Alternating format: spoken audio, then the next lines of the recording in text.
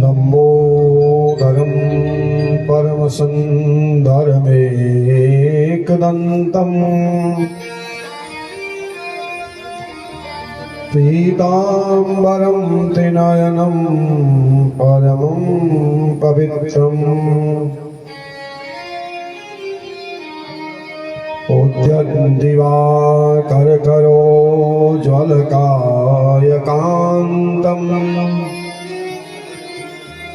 विघ्नेश्वरं सकलविघ्नहरं नमामि।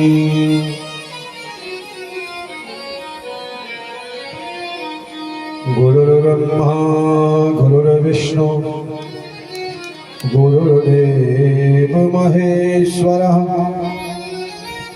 गुरुर्साक्षात् परं ब्रह्म तस्मै श्री गुरवे नमः।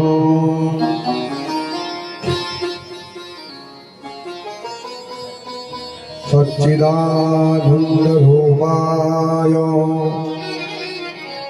शिष्यसन्तापहारिणे तापत्रये विनाशाय ब्रह्मणे गुरवे नमः।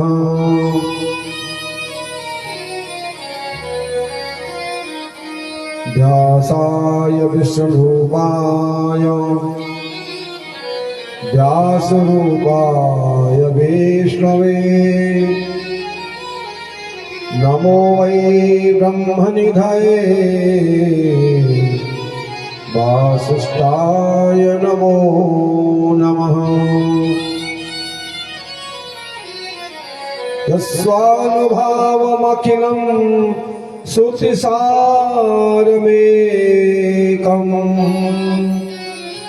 अध्यात्मदीपमदितिते सतां तमोन्धम् संसारिणां करुणयाः पुराणगुह्यम्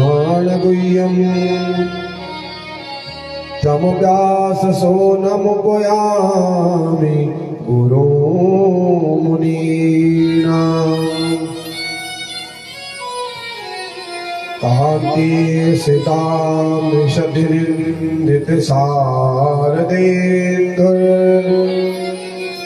यद्रेकतो विलसितामशिताङ्गशोभाम्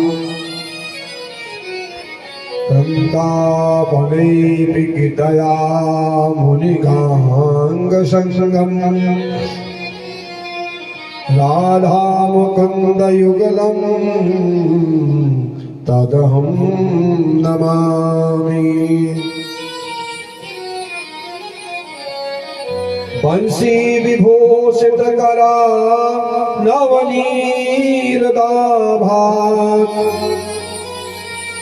पीताम्बरादरुणबिम्ब फलोधरा धरोष्टा पूर्णेन्दुशुधरमुखाधरभिन्द्रनेत्रा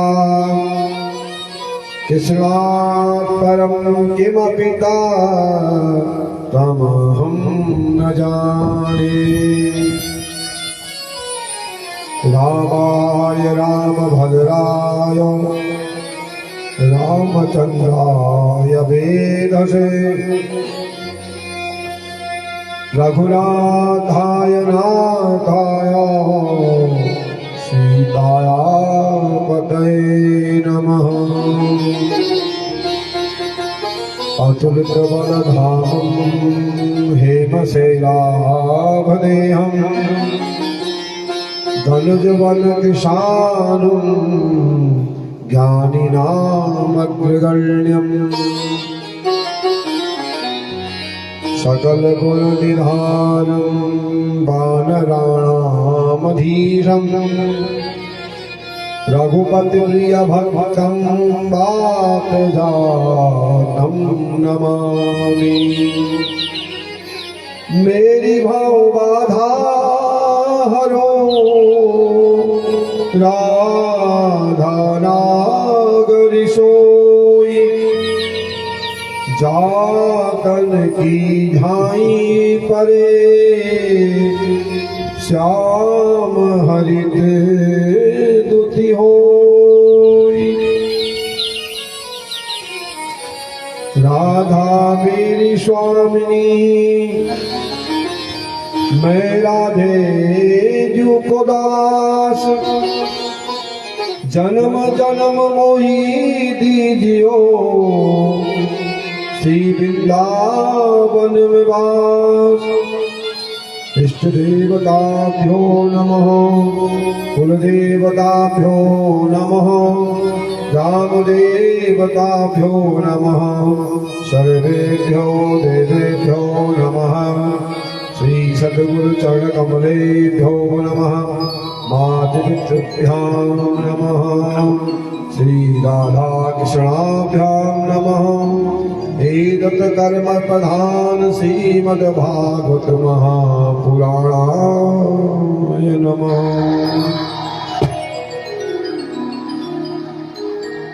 परम ब्रह्म सच्चिदानंद रास रासेश्वर परात्पर अखिलेश्वर अकारण करुणा वरुणालय भक्तवांछा कल्पथम लीला रमण अखिल ब्रह्मांड नायक अनंत कोटि ब्रह्मांड नायक भगवान श्री राधा कृष्ण की बांग्वे मूर्ति श्रीमद् भागवत महापुराण को नमन करते हुए सदगुरुदेव मातृपितृ चरणों में वंदन करते हुए मंच पर आसीन मेरे सहयोगी दिग्गजन मातृशक्ति भक्ति परायण सज्जनों आपके मन में विराजमान उस परम पिता परमेश्वर को नमन करते हुए तृतीय दिवस की कथा में हम प्रवेश करते हैं। जन्मांतरे भवेत् पुण्यम तथा भागवतम लभेत्। जब जन्म जन्मांतरों के पुण्य उदय होते हैं तब हमें भागवत सुनने का अवसर प्राप्त होता है।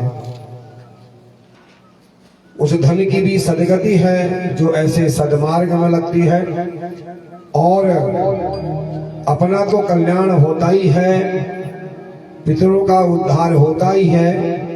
सहयोग में जितने भी लोग इस कथा का श्रवण कर रहे हैं उनका भी इस कथा के माध्यम से कल्याण है, क्योंकि श्रुतम हरति पापानि यथारोग्यम प्रयच्छति।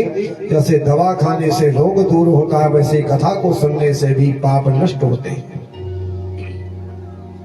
आइए इसी भक्ति का लाभ लेते हुए आज तृतीय दिवस की कथा में प्रवेश करें। मन वाणी को पवित्र करने के लिए भगवान के अच्युताष्टक का पाठ करते हैं और उसके पश्चात आज की कथाओं का श्रवण पान हम करेंगे।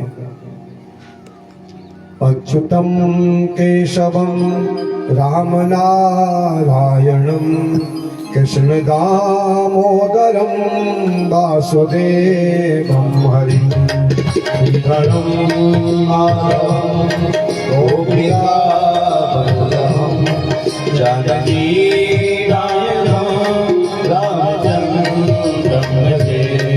अच्युतम केशवम सत्यभामाधवम माधवम श्रीधरम राधिका इंदिरा मंदिरम तेजसा संपरम देवकी नंदना नंदजम नंदते। विष्णवे विष्णवे शंखिले चक्रे रुक्मिणी रागिणे जानकी जाने वल्लभी वल्लभा यादिदा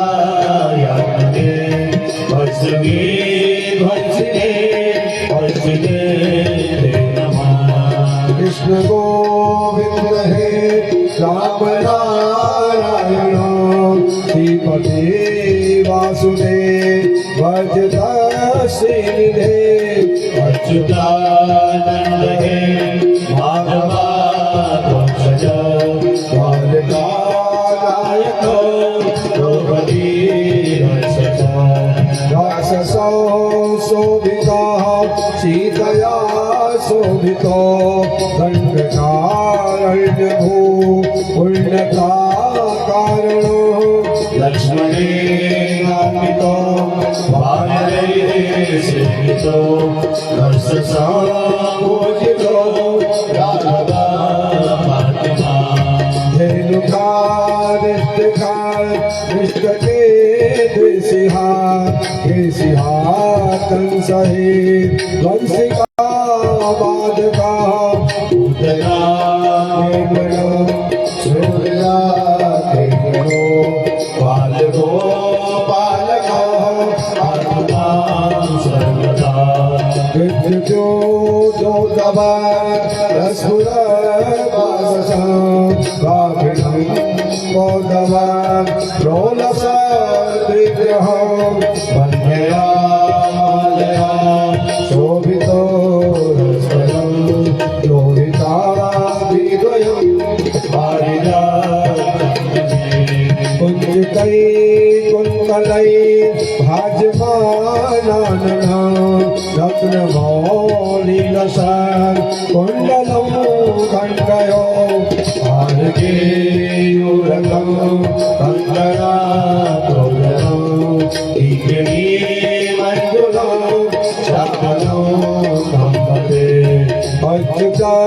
शास्त्रकं न पठे दिष्टतां प्रेमतः प्रत्यहं पूर्वः सस्पृहं वृद्धतः सुन्दरं कर्तृवे स्वम्भरः वत्सवस्योहरे गायते सत्तरम् अच्युतं केशवं वामनारायणो कृष्णदामोदरो वासुदेवो हरे कृष्णो माधवं गोपिका वल्लभं जानकी नायकं रामचन्द्रं भजे जानकी नायकं रामचन्द्रं भजे जानकी नायकं रामचन्द्रं भजे के बिहारी लाल की श्रीमद् भागवत महापुराण की वेद व्यास महाराज की सुखदेव मुनि महाराज की राजा रामचंद्र भगवान की उमापति महादेव की सिद्धेश्वर महादेव की भद्रकाली मैया की धर्म की अधर्म का प्राणियों में अभ्यस्त का गौ माता की भारत माता की उत्तरांचल धाम की सतगुरुदेव भगवान की अपने अपने इष्ट देवताओं की अपने अपने मात चरणों की जय जय श्री राधे जय जय श्री जय जय श्री राधे श्याम। श्रृंगी ऋषि के द्वारा राजा परीक्षित को साप प्राप्त हुआ और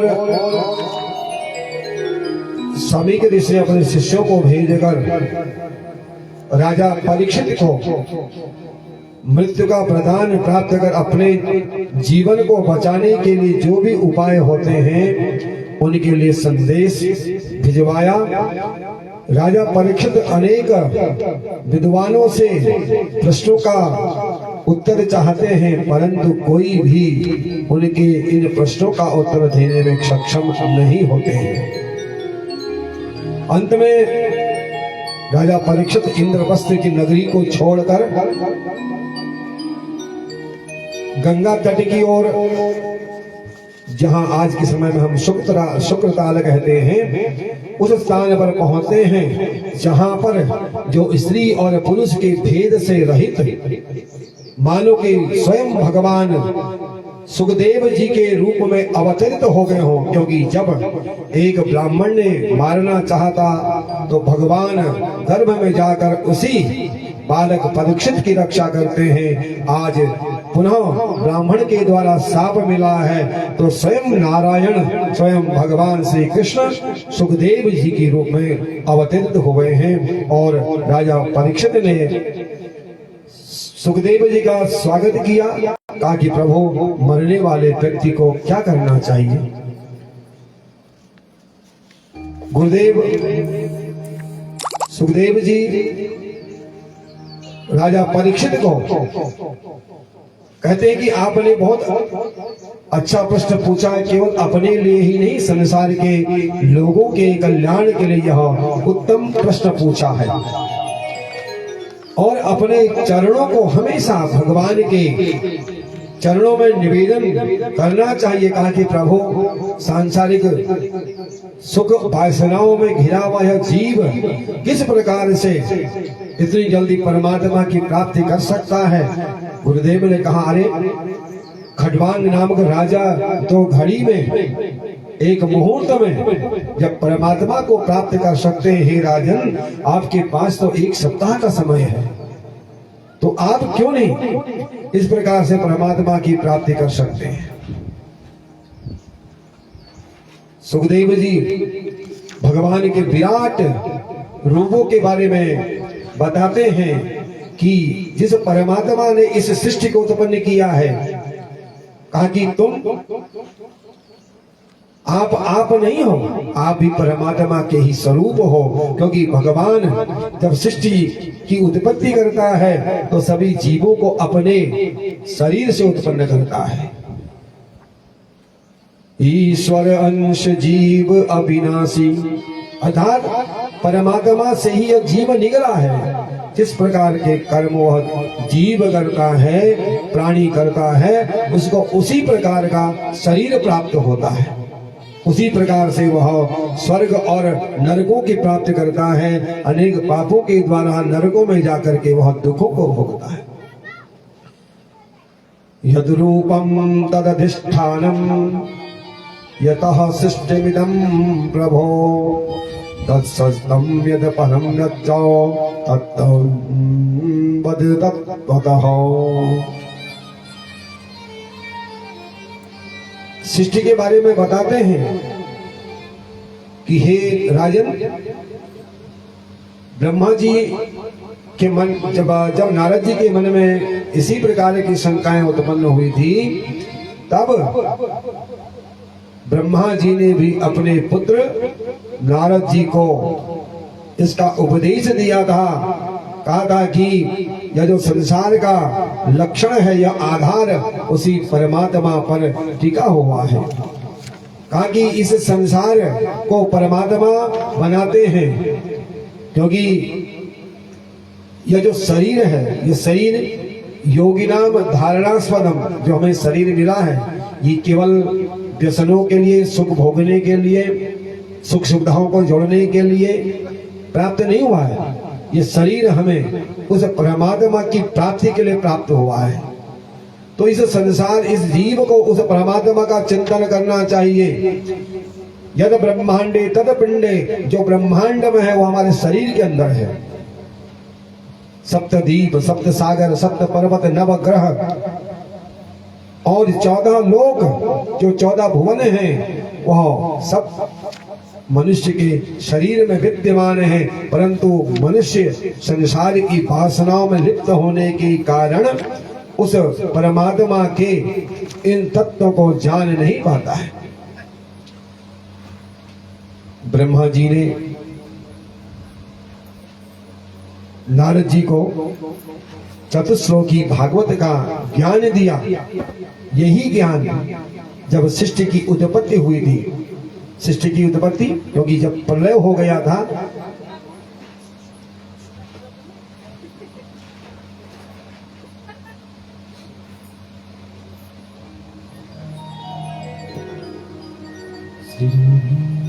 राजा सत्यव्रत को भगवान ने मत्स्य रूप में अवतार दर्शन दिए थे। ये कल की कथा में प्रसंग आएगा। तो भगवान ने पूरी सृष्टि को लय कर दिया था और सभी बीजों को अब में अपने आप में समेट लिया था। यहां तक कि ब्रह्मा शिव को भी अपने में समेट लिया था।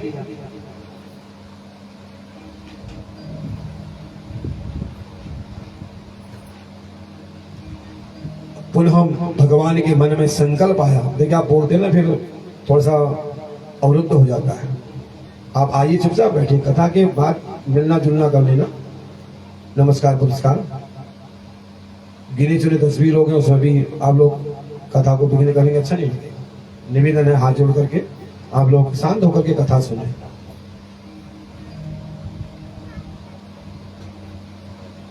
ब्रह्मा जी को भगवान ने अपने नाभि से संकल्प के द्वारा उत्पन्न किया, और जल, क्योंकि पूरी सृष्टि में जल ही जल है, और कमल का प्रादुर्भाव भी जल से ही होता है। ब्रह्मा जी कमल के ऊपर बैठे, चारों दिशाओं में देखते हैं, कुछ भी नहीं दिखाई देता, केवल जल के अलावा और कुछ है ही नहीं।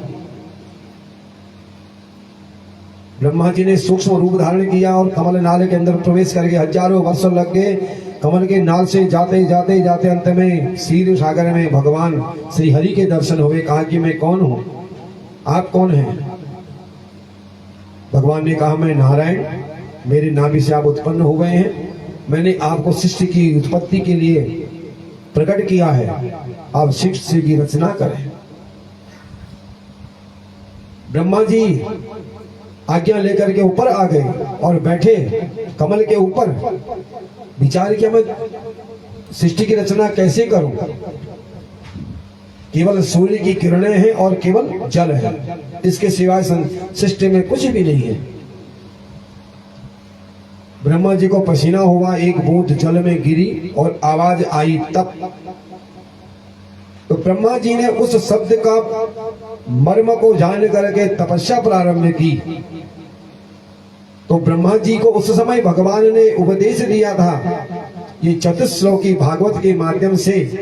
तो वो चतुश्लोकी भागवत में क्रमबद्ध भगवान ब्रह्मा जी को कहते हैं यमेवा समे भाते नानत यत् सत् सत्परम पश्चादहं यदेतस्यो यो वसिष्ये वसोऽस्म्यहम् ऋतेतं यत् प्रतीयेत न प्रतीयेत चात्मनि तद्विद्यादात्मनो मायां यथा भासो यथा तमः यथा महान्ति भूतानि भूतेषु चावचेश्वरो प्रविष्टान्यप्रविष्टानि तथा तेषु न तेष्वहम् एतावदेव जिज्ञासं तत्र जिज्ञासनात्मनः अन्वयगतिरेकेभ्यां यत्साद सर्वत्र सर्वदा। ये 4 श्लोक ब्रह्मा जी को भगवान ने उपदेश के रूप में दिए थे। यही उपदेश ब्रह्मा जी ने नारद जी को दिया। और जब वेद व्यास जी व्याकुल हो रहे थे तो सम्यप्रास नामक आश्रम जो माणा गांव में बद्रीनाथ के पास में है, वहीं जाकर के नारद जी ने ये 4 श्लोकों का ज्ञान वेद व्यास जी को दिया। और वेद व्यास जी ने गणेश की सहायता से 18,000 श्लोकों की रचना की। उलवागे बिहारी लाल की जय हो। भगवान श्री नारायण ब्रह्मा जी को उपदेश देते हुए चतुश्लोकी भागवत में पहले श्लोक में समझा रहे हैं अहमेवा समेत पात्रे नान यत तत सतपरम। अर्थात इस सृष्टि में जितना भी है वह मेरे द्वारा ही है। अर्थात न तो सृष्टि से पूर्व में कुछ था और न सृष्टि के पश्चात कुछ रहा। अर्थात मेरे अतिरिक्त जब सृष्टि बनती है तो मेरे द्वारा ही बनती है। सृष्टि का पालन होता है तो मेरे द्वारा ही होता है, और सृष्टि का प्रलय होता है तो मेरे द्वारा ही होता है। जहां सृष्टि नहीं है मेरे अतिरिक्त न स्थूल अर्थात इससे पूर्व न तो कोई सूक्ष्म था न स्थूल था, न तो दोनों का कारण किसी को पता था अज्ञात था। जहां सृष्टि नहीं है वहां भी मैं ही हूं। और इस सृष्टि के रूप में जो कुछ प्रतीत होता है वह भी मैं ही हूं। और सृष्टि में जो कुछ बचेगा प्रलय के पश्चात वह भी मैं ही रहूंगा। अर्थात जब सृष्टि का प्रलय हो जाता है तो परमात्मा के अलावा और इस सृष्टि में कुछ भी नहीं रहता है।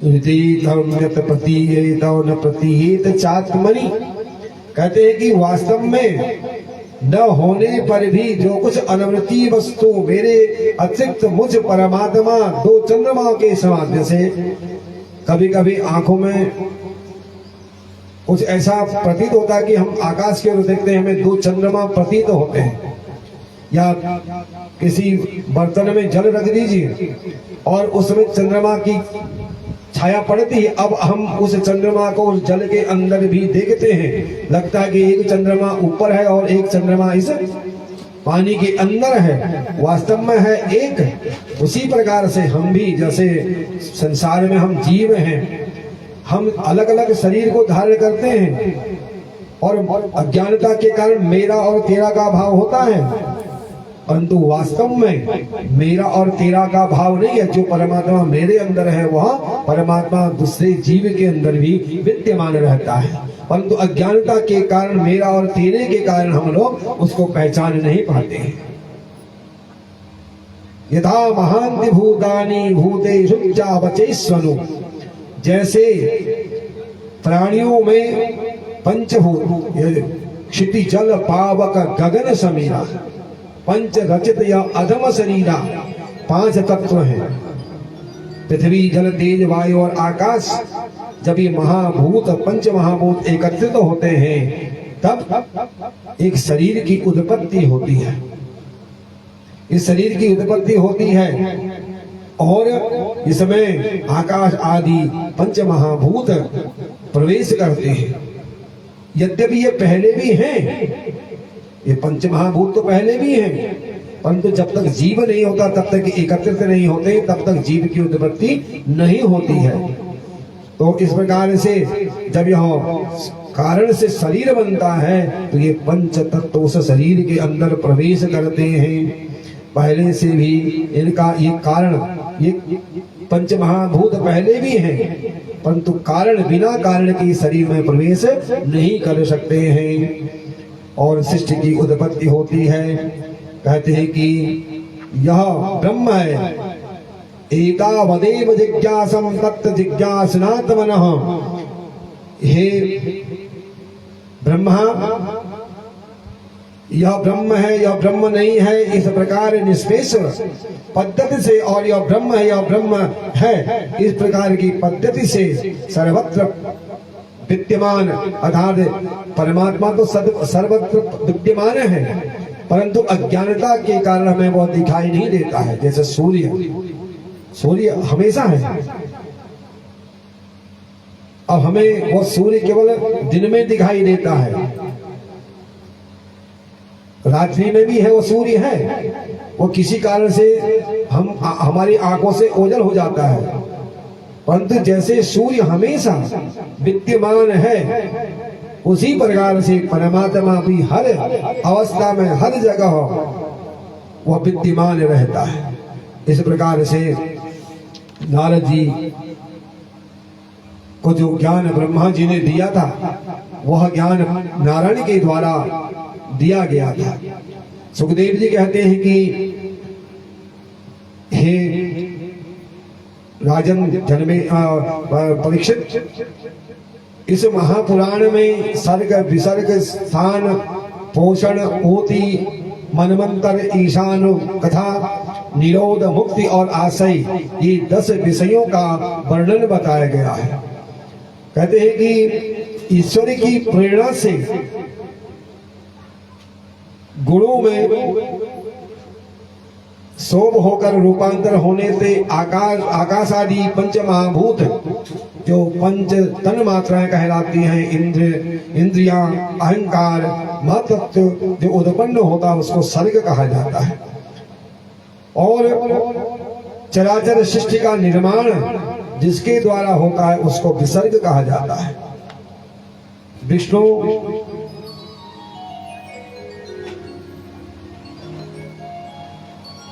की जहां श्रेष्ठता सिद्ध होती है उसको स्थान कहा जाता है। अपने द्वारा सुरक्षित सृष्टि में भक्तों के ऊपर परमात्मा जो कृपा करते हैं, अपने भक्तों की जो रक्षा करते हैं उसको पोषण कहा जाता है। मनमंत्रों के अधिपति जो भगवत भक्ति और प्रजा पालन का शुद्ध धर्म का अनुष्ठान करते हैं उनको मनमंत्र कहा जाता है। जीवों में जो वासनाएं हैं, जो कर्म के द्वारा उनके बंधन में डाला जाता है उसको ऊती कहा जाता है। भगवान के विभिन्न अवतारों और उनके प्रेमी भक्तों की विविध आख्यानशीत जो कथाएं हैं उनको ईश कथा कहा जाता है। जब भगवान योग निद्रा स्वीकार करते हैं उसको शयन कहते हैं। तब उस जीव अपनी उपाधियों से उनमें लीन हो जाते हैं, उसको निरोध कहा जाता है। और आज्ञा कल्पित अज्ञान कल्पित कर्तृत्व भौतिकत्व और आत्मानुभाव के परित्याग को परमात्मा उसके द्वारा जब इस जीवन से व्यक्ति मुक्त हो जाता है, परमात्मा में मिल जाता है, उसको मुक्ति कहा जाता है। परीक्षित, इस चराचर जगत की उत्पत्ति और प्रलय जिस तत्व से प्रकाश होते है उस ब्रह्म को आश्रय कहा जाता है। शास्त्र में उसी को ही परमात्मा कहा जाता है। बोलो बाकी बिहारी लाल की। सौनक जी सूत जी से प्रश्न करते हैं, ये कथा 4 जगह चल रही है। कहां कहां? एक तो राजा परीक्षित को सुखदेव जी सुना रहे हैं। यही कथा नैमिषारण्य क्षेत्र में सूत जी सौनक आदि 88,000 ऋषियों को सुना रहे हैं। यही कथा उद्धव विदुर जी को सुना रहे हैं और उद्धव जी के निवेदन पर इसी कथा को विदुर जी को मैत्रेयी समझा रहे हैं। तो ये 4 जगह कथाएं चल रही हैं। तो इसमें सौनक जी ने प्रश्न किया कि आपने हम लोगों से कहा भगवान के परम भक्त विदुर जी अपने कुटुंबियों को छोड़ करके पृथ्वी में भ्रमण कर रहे हैं और विभिन्न तीर्थों में भ्रमण करते करते वो मैत्रेयी जी के पास भगवत का ज्ञान लेने के लिए पहुंचे। तो वो किस प्रकार से मैत्रेयी जी के पास पहुंचते हैं? सूत जी ने कहा कि हे सौनकादि ऋषियों, राजा परीक्षित ने यही प्रश्न सुखदेव जी से पूछा था, मैं इसका उत्तर तुम्हें देता हूं। सुखदेव जी कहते हैं, राजन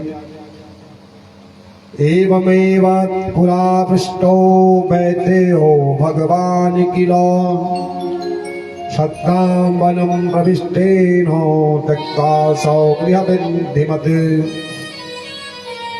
हे परीक्षित, जो बात तुमने मुझसे पूछी है यही प्रश्न पूर्व काल में सभी प्रकार के सुख समृद्धियों को छोड़कर विदुर जी ने मैत्रेय जी से पूछा था। जब सर्वेश्वर भगवान श्री कृष्ण पांडवों के पास के दूत बन करके दुर्योधन के पास आए। क्यों आए? क्योंकि वनवास पूरा हो गया था। पांडवों ने भगवान श्री कृष्ण को बुलाया और निवेदन किया कि अब हमारा समय पूर्ण हो गया है, राज्य को प्राप्त करने का हो गया है, आप जाइए और दुर्योधन से निवेदन करिए कि हमें हमारे हिस्से का आधा राज्य लौटा दे। अगर वह आधा राज्य नहीं भी लौटाए तो हमें वो 5 गांव 5 भाइयों को सौंप दे और हम सुखपूर्वक इस संधि को स्वीकार कर पाएंगे, कर लेंगे। भगवान श्री कृष्ण शांति दूत बन करके दुर्योधन के पास आए और दुर्योधन ने भगवान का आवभगत किया, 56 प्रकार के भोग बना के रखे। भगवान ने कहा, मैं जिस बात को लेकर के तुम्हारे पास आया हूं पहले उस बात को अब सुन लो। अगर मेरी बात को स्वीकार करते हैं तभी मैं आपके द्वारा बनाए इस भोग का भोग करूंगा। भक्त के बस में है भगवान। जब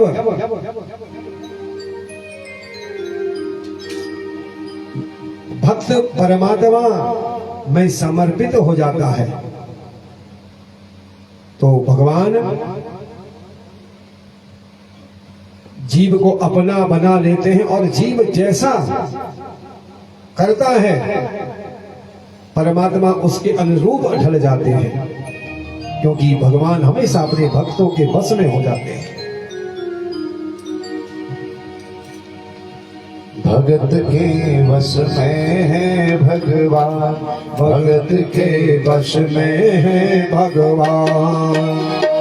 भक्त बिना ये कुछ भी नहीं है, भक्त बिना ये कुछ भी नहीं है। भक्त है इसकी जान, भगत के वश में है भगवान, भगत के वश में है भगवान। भक्त बिना ये कुछ भी नहीं है, भक्त बिना ये कुछ भी नहीं है। भक्त है इसकी जान, भगत के वश में है भगवान, भगत के वश में है भगवान। भक्त बिना ये कुछ भी नहीं है, भक्त बिना ये कुछ भी नहीं है। भक्त है इसकी जान, भगत के वश में है भगवान, भगत के वश में है भगवान। तो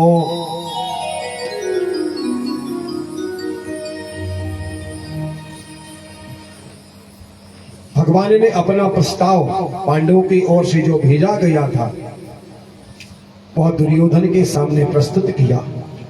कहा कि पहले तो पांडवों को राज्याभिषेक होना चाहिए और अगर तुम नहीं मानते तो उनका आधा हिस्सा उनको प्रदान कर दो। अगर आप आधा हिस्सा प्रदान नहीं कर सकते हैं तो 5 गांवों की संधि में पांडव राजी खुशी रहना स्वीकार करते हैं। दुर्योधन बौखला गया, कहता है शुचिग्रीव नेव दास्यामि बिना युद्धेन केशव। अरे आप कहते 5 गांव, मैं तो सुई की नोक के बराबर भी स्थान पांडवों को नहीं दूंगा जब तक वह मेरे साथ युद्ध नहीं करेंगे। राजसभा में धृतराष्ट्र भी बैठे हैं। भगवान ने समझाया, धृतराष्ट्र तुम्हारे पुत्र ने पांडवों की वधू का अपमान किया, दुशासन ने केस खींच करके गए, द्रौपदी का अपमान किया, पांडव चुपचाप उसको सहन कर गए। इसलिए अब अधिक न हो, इसलिए आप संधि करो और उनको उनका राज्य वापस करो। परंतु अभिमानी दुर्योधन नहीं माना। विदुर जी ने समझाया, महाराज आप अधर्म मत करिए, अन्याय मत करिए, क्योंकि अन्याय का फल बुरा होता है। आप पांडवों को जितना शांत समझ रहे हैं उतना शांत नहीं रहेंगे। दुर्योधन अपने स्थान से खड़े होकर के विदुर जी का अपमान करता कि अरे दासी पुत्र, तुमने इस प्रकार से महाराज को मेरे खिलाफ जो भड़काने का दुस्साहस किया है, तुम क्षण भर मात्र में इस राजभवन को छोड़ के चले जाओ, अन्यथा मुझसे अधिक बुरा और कोई नहीं होगा। विदुर जी चुपचाप राजमहल का परित्याग करके भगवान कृष्ण की ओर देख कर कि मेरे कुटिया में भी आपका आगमन होगा, आप कब मेरी कुटिया में आएंगे, ये मन में विचार करते हुए विदुर जी निकल गए। और पास में रहकर एक कुटिया में वह भगवान का भजन करने लगे। विदुर जी को आज पता लगा है कि भगवान दुर्योधन के यहाँ आए हैं। अपनी पत्नी से कहते हैं मैं बाजार से कुछ लेकर के आता हूं, मेरे प्रभु अवश्य मेरी कुटिया में आएंगे, उनका स्वागत करूंगा। जब तक विदुर जी लौटते उससे पहले भगवान विदुर जी की कुटिया में आ गए। विदुरानी जी बैठी हुई हैं। विदुरानी जी ने उनको बैठाया। घर में कुछ था नहीं, कुछ केले थे। केले के को छील कर करके केला खिलाना चाहती है, भाव में ऐसे मदमस्त है विदुरानी। भगवान को केले के छिक्कल खिलाकर स्वयं केले को खाना प्रारंभ कर देती है। इतनी देर में विदुर जी का आगमन होता है। विदुरानी तुम क्या कर रहे हो? भगवान ने कहा काका, ऐसा अद्भुत स्वाद आज तक मुझे 56 भोगों में भी प्राप्त नहीं हुआ जैसा आज चाची के द्वारा भोजन में मुझे प्राप्त हुआ है।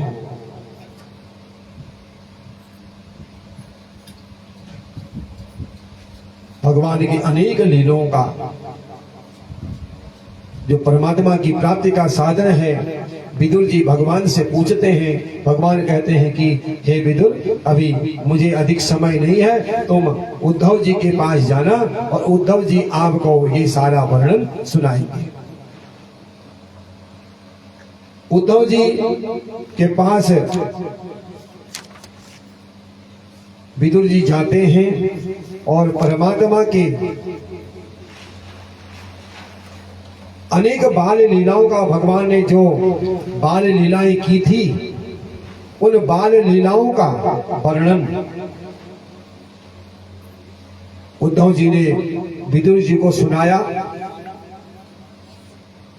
और अधिक संवाद के लिए उद्धव जी कहते हैं, हे विदुर जी, आप मैत्रेय ऋषि के पास जाइए जो हरिद्वार में रहते हैं। वो आपको परमात्मा के बारे में और सृष्टि के वर्णन में, भगवान इस सृष्टि को क्यों बनाते हैं और क्यों रचते हैं, क्यों अवतार लेते हैं, इसका भली भांति ज्ञान आपको मैत्रेय जी के पास प्राप्त होगा। उद्धव जी से विदा लेकर के विदुर जी हरिद्वार में मैत्रेय जी के पास पहुंचते हैं। और एक ब्रह्म ज्ञानी है, एक नीति के ज्ञानी है, दोनों आपस में मिल रहे हैं। प्रणाम किया और भगवान की लीलाओं के क्रम में विदुर जी प्रश्न करते हैं कि भगवान सृष्टि की रचना क्यों करते हैं और किस प्रकार से करते हैं, अवतार क्यों लेते हैं, भगवान की क्या क्या लीलाएं हैं, इनके बारे में आप सुनाने की कृपा करें, बताने की कृपा करें। यही प्रश्न राजा परीक्षित आचार्य सुखदेव जी से पूछते हैं। सर्वप्रथम ब्रह्मा जी इस सृष्टि को रचते हैं, जो आपने पहले भी सुना कि भगवान ने अपने नाभि से कमल को उत्पन्न करके ब्रह्मा जी को उत्पन्न किया। और ब्रह्मा जी ने सृष्टि को बनाना प्रारंभ किया। तब मैत्रेय जी सृष्टि विस्तार के बारे में विदुर जी को कहते हैं, इति ते वर्णितः सप्तः कालाख्यो परमात्मनः महिमा वेद गर्भोत यथा साक्षी निबोध में।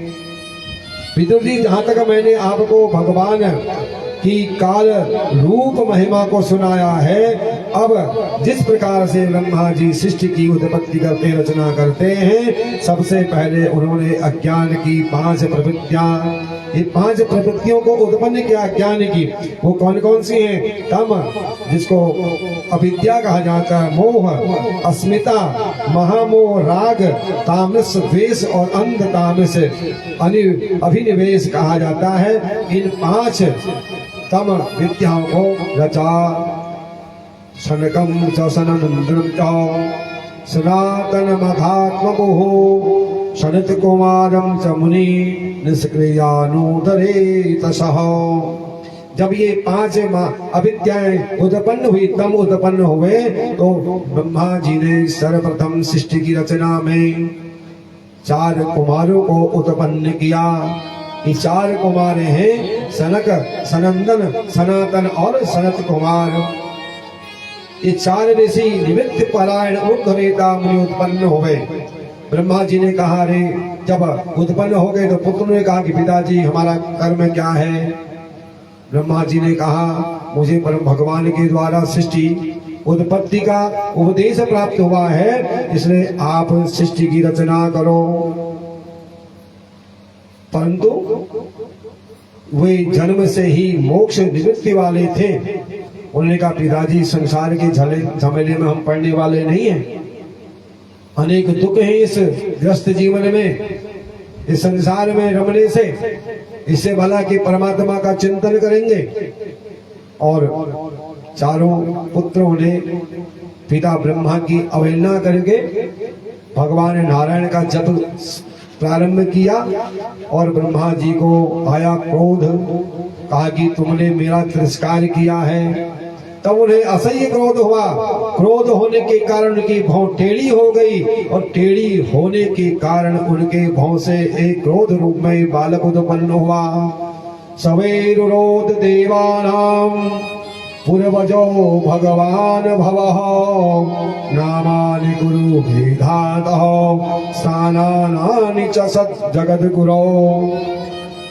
जब पुत्रों ने ब्रह्मा जी की अवहेलना कर दी तो ब्रह्मा जी को आया क्रोध, हो गई टेढ़ी। वहां से एक बालक उत्पन्न हो गया। उत्पन्न होते वह रोने लगा, तो रोने के कारण उसका नाम रख दिया रुद्र, जिसको भगवान शंकर भी कहा जाता है। रुद्र ने पिता ब्रह्मा जी से कहा कि हे पिता, हे विधाता, मेरा स्थान बताइए, मेरा कार्य बताइए, मैं कहाँ रहूं और मैंने क्या कार्य करना है। ब्रह्मा जी ने कहा कि तुम सृष्टि की रचना करो, और प्रजा तुम्हें रुद्र नाम से पुकारेगी, जिसको भगवान शंकर भी कहा जाता है। बोलो शंकर भगवान की जय हो। अब क्रोध के कारण यथा सृष्टि, जिस प्रकार से कर्म होते हैं, जैसी दृष्टि होती है वैसी सृष्टि होती है। ब्रह्मा जी को क्रोध आया था, क्रोध से बालक उत्पन्न हुआ था। तो क्रोध के कारण ब्रह्मा के आदेश पर रुद्र ने सृष्टि रचना प्रारंभ करी। तो उस समय उन्होंने 11 रुद्राणियां उनको प्रदान करी। तो उन्होंने प्रजा प्रारंभ कर दी, जिसमें असंख्य भूत प्रेत पिशाच डाकिनी शाकिनी बेताल आदि उत्पन्न हो गए। दिशाओं में चारों ओर भूत प्रेत पिशाच डाकिनी शाकिनियां व्याप्त हो गई। ब्रह्मा जी ने कहा, ये ऐसी सृष्टि से क्या फायदा होगा। कहा, अरे हो गया, अब तो सृष्टि की रचना मत करो, ऐसी सृष्टि से क्या लाभ होगा। और भगवान शांत हो गए। अब उसके पश्चात फिर मैत्रेय कहते हैं कि हे विदुर जी, बाद में ब्रह्मा जी के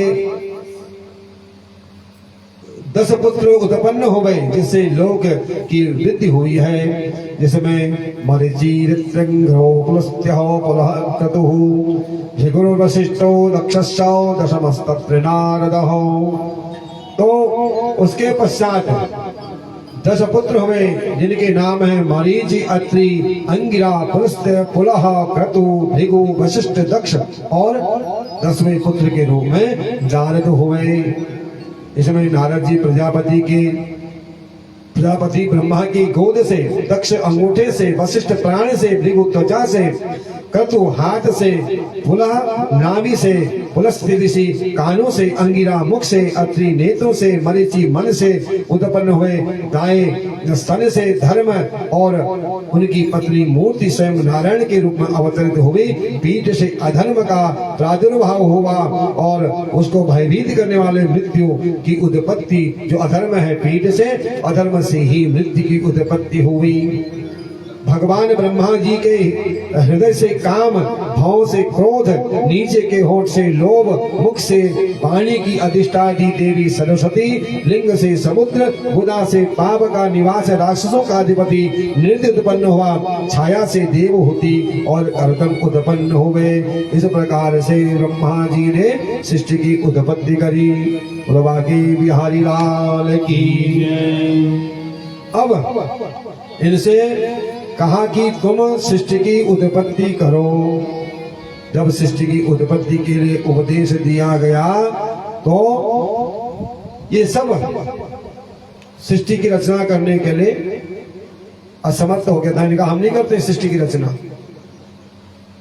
क्योंकि गृहस्थ जीवन बेकार है। सुख मिले तो कोई याद नहीं करता, दुख मिले तो भगवान को कोसने लगते हैं कि हे भगवान, सारे दुख तूने क्या मेरे भाग्य में ही लिखे हैं। इसलिए ये गृहस्थ जीवन बेकार है और सबने ब्रह्मा जी की आज्ञा का अवहेलना कर दी। और उसके पश्चात जब देखा कि कोई भी सृष्टि को उत्पन्न करने वाला नहीं है, तो ब्रह्मा जी ने फिर कहा कि मैं सृष्टि की रचना कैसे करूं, लोक को किस प्रकार से सुरक्षित रखूं, इसकी रचना किस प्रकार से करूं। ब्रह्मा जी के मुख से 4 वेद उत्पन्न हो गए, जिनमें 1,00,000 मंत्र हैं। और इसके सिवा उपवेद, न्याय शास्त्र, होता, उद्गाता, अध्वर्यो, ये ब्रह्मा जी ने ऋतुजों के कर्म, यज्ञों का विस्तार, धर्म के 4 चरण और जो 4 आश्रम हैं उनको अपने मुख से उत्पन्न किया। विदुर जी ने कहा कि हे प्रभु, ब्रह्मा जी ने जब 4 अपने मुख से वेदों की रचना की, तो किस मुख से किस वस्तु की उत्पत्ति हुई, इसके बारे में भी आप बताने की कृपा करें। तब विदुर जी कहते हैं, ब्रह्मा जी ने अपने पूर्व, दक्षिण, पश्चिम और उत्तर मुख से क्रमशः पूर्व मुख से ऋग्वेद, दक्षिण मुख से यजुर्वेद, पश्चिम मुख से सामवेद और उत्तर मुख से अथर्ववेद की रचना की। और जो 5वां वेद है, इसको इतिहास, जिसको हम पुराण कहते हैं, पुराण का मतलब जो पुराना होने के बावजूद भी नया प्रतीत होता है। हम इतनी बार भगवान की कथाओं को सुन चुके हैं और फिर भी बार बार कथा को सुनने का हमें मन करता है, इसलिए इसको पुराण कहा जाता है, जो इतिहास के रूप में है।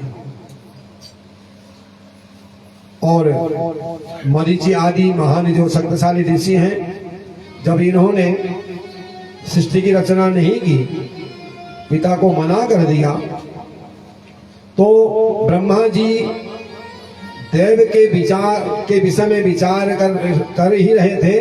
अकस्मात उनके शरीर के 2 भाग हो गए।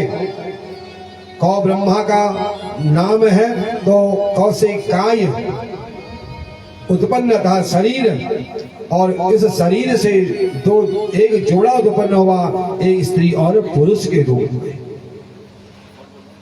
दाएं भाग से स्वयंभू और बाएं भाग से शतरूपा के रूप में स्त्री उत्पन्न हुई।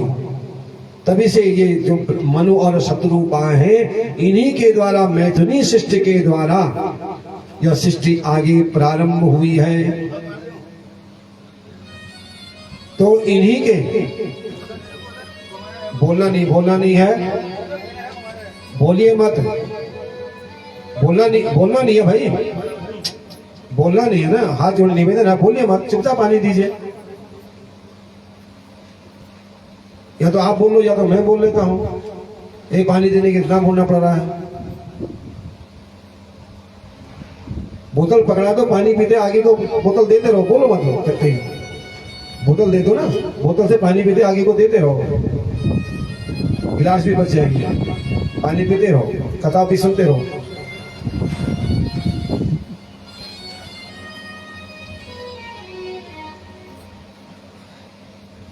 तब मैत्रेयी कहते हैं कि हे विदुर जी, जब सृष्टि की उत्पत्ति में ब्रह्मा जी के शरीर के दो भाग हुए, जिसे काय बना, तो काय के द्वारा मनु और शत्रुपा उत्पन्न हुई, वहीं से मैथुनी सृष्टि उत्पन्न हुई।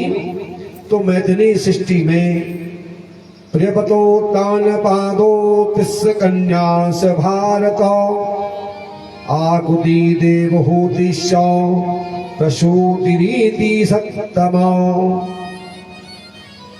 तो मनु और शत्रुपा से 5 संतानें उत्पन्न हुई, 2 पुत्र हुए, 3 पुत्रियां हुई।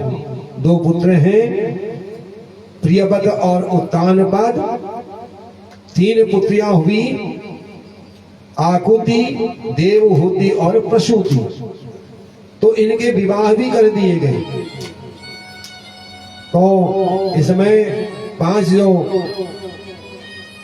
संतानें हैं, देवहूति, आकुति, प्रसूति। आकुति का विवाह रुचि प्रजापति के साथ हुआ, देवहूति का विवाह कर्दम ऋषि के साथ हुआ, और प्रसूति का विवाह दक्ष प्रजापति के साथ हुआ। और इन तीनों कन्याओं की संतानों के द्वारा यह पूरी सृष्टि भर गई। बोलो बांके बिहारी लाल की। अब जब 5 संतानें उत्पन्न हो गई, समझ में आया ना? 5 संतानें हुई थी, कौन कौन हुई? अब गपशप मारोगे तो पता कैसे लगेगा है? जो विद्यार्थी क्लास में ध्यान नहीं देता ना, फेल हो जाता है। अब इसमें मास्टर की क्या गलती है? मास्टर साहब तो सबको बराबर पढ़ाते हैं ना, फिर हम दोष दे देते हैं मास्टर ने ढंग से पढ़ाया नहीं होगा। जब गपशप मारोगे तो पता कैसे लगेगा कि क्या क्या हुआ। अभी तो एक प्रसंग प्रारंभ ही हो रहा है और आप लोगों को पता नहीं क्या बताया। 5 संतानें हुई, प्रियव्रत और उत्तानपाद, आकुति, प्रसूति और देवहूति। ये 3 संतान, 3 कन्याएं हुई, 2 पुत्र हुए। तो इसमें जब 5 संतानें हो गई, और संतान किनकी है? मनु और शत्रुपा, इनके माता पिता हैं। मनु ने पिताजी ब्रह्मा जी से कहा, पिताजी आपने हमें सृष्टि उत्पन्न के लिए कहा, हमने सृष्टि उत्पन्न कर दी, संतान पैदा कर दी। अब पैदा हो गए तो रहने के लिए घर बार भी तो चाहिए, क्योंकि उस समय पूरी सृष्टि में जल ही जल था। तो क्योंकि जो हिरण्याक्ष था, ये पूरी पृथ्वी को लेकर के जल के अंदर इसने डुबो दिया था। जब जल को डुबो दिया तो ब्रह्मा जी ने भगवान का ध्यान किया, और ब्रह्मा जी को ध्यान करते करते एक छींक आ गई। छींक आते उसके नाक से एक छोटा सा पशु निकला, और जैसे ही वो नाक से बाहर निकला, जल में प्रवेश किया, उसने विशाल गाय शरीर धारण कर लिया, जिसको शुकर रूप में, शौकर रूप भगवान का अवतार माना जाता है। बोलो शुकर भगवान की। ये भगवान का बराह अवतार है, बराह भगवान। क्योंकि जो शौकर है, जो बराह है, इसकी गंध सूंघने की बहुत तीव्र बुद्धि होती है, और तत्र गंधवती पृथ्वी कहा गया है हमारे तर्क शास्त्र में। पृथ्वी सुगंधित होती है, ये शुक्र जो बड़ा भगवान है, इनको सूंघने की तीव्र दृष्टि जहाँ पृथ्वी की सुगंध आ रही है उसी और इन्होंने छलांग लगा करके जल के अंदर, और जल के अंदर बड़ी बड़ी तरंगे आने लगी और ये विशाल रूप धारण करके पाताल की ओर जाने लगे, जहां हिरण्यक जो हिरण्याक्ष नामक राक्षस है। इसलिए ये पूर्व में भगवान के द्वारा जो स्थापित हैं जय और विजय, जब सनकादि ऋषि भगवान के दर्शन करने के लिए जा रहे थे तो इन्होंने जय विजय ने उनको रोक दिया, क्योंकि इनको तो वरदान है कि आप कभी भी किसी भी अवस्था में मेरे दर्शन कर सकते हैं भगवान के द्वारा। आज भगवान के दर्शन की लालसा जागी तो चारों बालक, क्योंकि 5 वर्ष के छोटे से बालक हैं, भगवान नारायण के दर्शन करने के लिए जाना चाहते हैं। द्वार पर जो द्वारपाल हैं जय और विजय, इन्होंने रोक दिया कि अंदर नहीं जा सकते हो। चारों बालकों ने साफ दे दिया, अरे तुम देवलोक में होकर के राक्षसी का कार्य करते हो, जाओ राक्षस हो जाओ। एक नहीं 3 बार राक्षस हो गए। तो यह पहले जन्म में हिरण्याक्ष और हिरण्यकश्यप के रूप में उत्पन्न हुए और इन्होंने तपस्या की।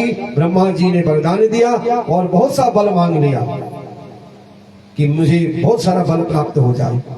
अब उस समय कुछ था नहीं पृथ्वी में, तो इसे पूरी पृथ्वी को ही उठा लिया और उसको गेंद की तरह खेलते खेलते लात मारते हुए पाताल की ओर ले गया। तो विदुर जी कहते हैं भगवान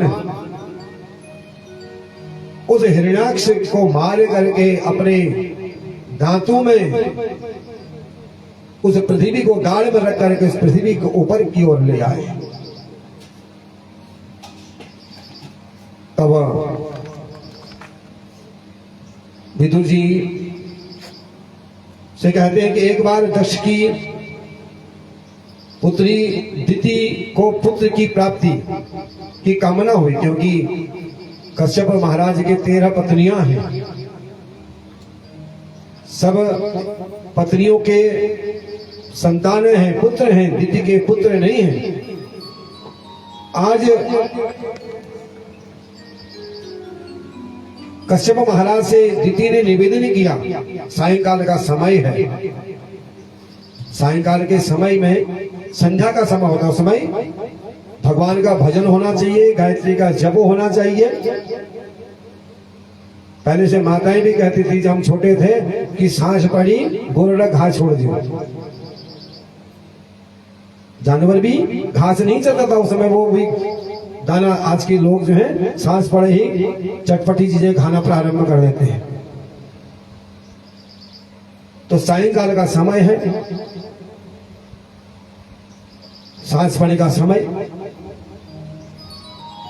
कश्यप महाराज संध्या के लिए जा रहे हैं। आज दिति ने संध्या बंधन में विघ्न उत्पन्न किया, कहा कि मेरी जो सौतन है वो सब संतान वाली है, आज मुझे संतान चाहिए। कश्यप महाराज ने समझाया, ऐसा घोर तमा बेला घोराणाम घोर दर्शना चरन्ति यस्याम भूतानि भूतेशानुचराणि।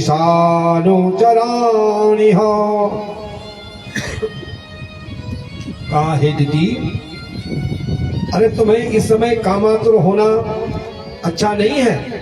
क्यों? क्योंकि यह घोर बेला है, अर्थात सायंकाल का समय।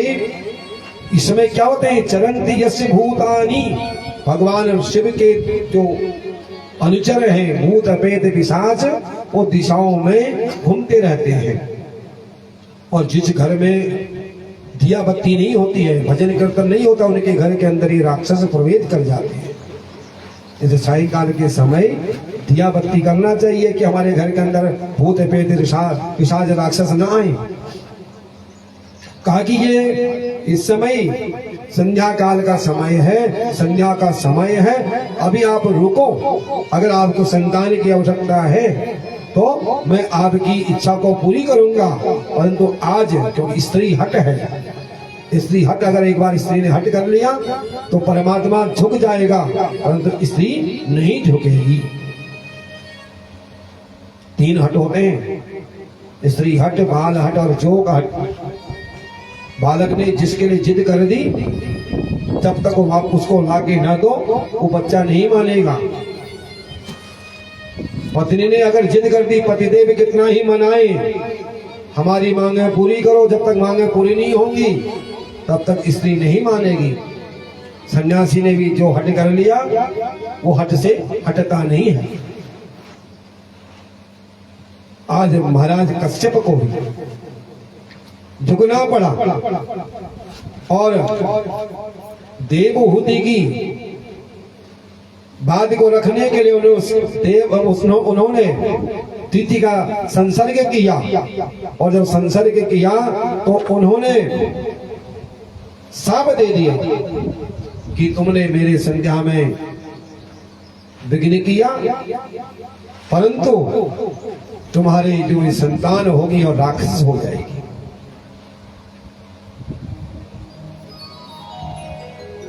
अब जब शाप मिल गया, दीदी को अब होश आया कि मैंने ये दुराग्रह क्यों किया। क्षमा याचना करने लगी कि हे स्वामी, फिर उनका उद्धार कैसे होगा। कहा कि भगवान इनका उद्धार करेंगे। दीदी को थोड़ा सा संतोष आया। मैत्रेय ऋषि विदुर जी से कहते हैं, सुखदेव जी राजा परीक्षित से कहते हैं, एतो दो पार्थो मह्यम जयो विजय एव च कदर्थि गतिमाम यद्भो बहु कांतामतिक्रमम्। यही वो जो शाप के कारण राक्षस बनने के लिए महाराज कश्यप ने कहा है, दीदी को शाप दिया है, यही भगवान के जो पार्षद जय और विजय हैं, जिनके उद्धार के लिए भगवान अवतरित होने वाले हैं। बोलवा के बिहारी लाल की जय हो। कहते हैं इस प्रकार से हिरण्यकश्यपु ने तपस्या की जन्म हो गया। जन्म के समय दिशाओं में कंपन उत्पन्न होने लगा, गायों के स्तनों से दूध गिरेगा, रक्त की धार बहने लगी और अग्नि कुंडों में हड्डियां गिरने लगी। ऐसा उपद्रव होने लगा। तो उसी समय 1000 वर्ष तक गर्भ में दीदी ने इनको धारण किया और जन्म हुआ। जन्म होने के पश्चात ने तपस्या करी। ब्रह्मा जी प्रसन्न हो गए। ब्रह्मा जी ने कहा वरदान मांगो। हिरण्याक्ष ने कहा मुझे बहुत सा बल प्राप्त कराइए, दान करिए, और यही पृथ्वी को लेकर के गेंद बना करके पाताल की ओर ले गया।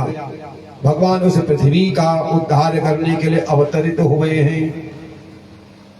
जब भगवान 12 अवतार लेकर के समुद्र के अंदर चले, मानो कि समुद्र का हृदय फट रहा हो, 2 भाग में वह बट रहा हो, ऐसी बड़ी बड़ी तरंगें आने लगी। और ये हिरण्याक्ष जो राक्षस है, इसके पास इतना बल है, इसने पाताल में जाकर के वरुण देवता को ललकारा। कहा मैं आओ, मेरे साथ युद्ध करो। वरुण देवता ने कहा मैं तो आपसे लड़ नहीं सकता, आपको जल्दी से लड़ने वाला मिल जाएगा। इधर भगवान उस पृथ्वी को सूंघते सूंघते उस पृथ्वी के नीचे जाकर के दाढ़ से जो राक्षस उसको पाताल की ओर धकेल रहा है, दाढ़ में लेकर के उसको रोक देते हैं। जो राक्षस हिरण्याक्ष उसको पृथ्वी को पाताल की ओर धकेल रहा है, भगवान ने अपने बल के द्वारा इसको रोका है। अब हिरण्याक्ष ने देखा कि ये आगे क्यों नहीं खिसक रही है पृथ्वी। जाकर के देखा कि एक पशु अपने दाढ़ में इस पृथ्वी को लेकर के रुके हुए है। वो ललकारता है कि मेरे सानिध्य करो। भगवान ने कहा ये पृथ्वी हमें वापस कर दो, अन्यथा प्राणों से हाथ धोना पड़ेगा। ये भगवान को अपशब्द कहने लगा। तब भगवान कहते हैं सत्यम वयम भौ बनघो चरा मृगा युषद विधान मृगही गाम सिंहान न मृत्य पासे प्रतिमुक्त शरीरा विकत्तनम तौ गृणंत भद्र। यदि भगवान को सुकर शब्द कह दिया कि भगवान सुकर के रूप में अवतरित हुए थे, तो घाम सिंह शब्द करके भगवान ने उसको संबोधित किया कि हम आप जैसे ग्राम सिंहों से श्रेष्ठ हैं। और अत्यंत क्रोध आया। भगवान ने एक मुष्टि प्रहार उसके हृदय पर किया और मुष्टि प्रहार से इस राक्षस के प्राण निकल गए। और भगवान उस पृथ्वी को लेकर के वापस आ गए और उन्होंने उसको 13 दिन तक अपने दाढ़ में रखा। 13 दिन तक दाढ़ में क्यों रखा? क्योंकि वो पृथ्वी पूरी जल से भीग गई थी। 13 दिन तक उसका जल सूख जाए, इसलिए भगवान ने 13 दिन तक पृथ्वी को अपने दाढ़ में रखा गया, जिसको कार्तिक दृष्ट कहा जाता है। आश्विन महीने के अंतिम 6 दिन, कार्तिक के प्रथम के 7 दिन, इस समय भगवान ने इस पृथ्वी को ला करके अपने ऊपर ला करके अपने दाढ़ों में रखा था। तो इसको कार्तिक दृष्टि भी कहते हैं। इन दिनों अगर कोई शुभ काम नहीं किए जाते हैं, विशेषकर किसी बालक का जन्म हो गया, तो दाढ़ मूल कहा जाता है इसको। तो ये अगर इन दाढ़ों में अलग अलग दिन के अलग अलग दिन होते हैं, अलग अलग उनकी घटनाएं होती हैं, तो इसलिए ऐसे समय में अगर किसी बालक का जन्म हो जाए तो कार्तिक दृष्ट शांति की जाती है। अब जब इधर हिरण्याक्ष मारा गया तो ब्रह्मा जी ने सृष्टि को इस प्रकार से रचा। और इधर जो करदम जी हैं, भगवान की तपस्या कर रहे हैं। करदम जी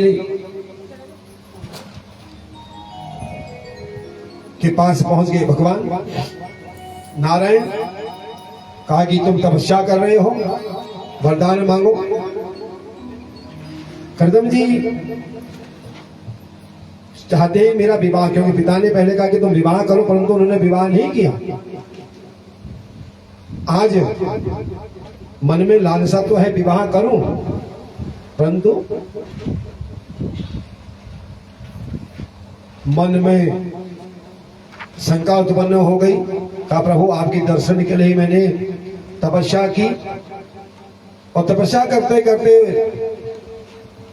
दोबारा से करदम महाराज के मन में विवाह की इच्छा जागृत हो गई। तो इसलिए ब्रह्मा जी के कहने पर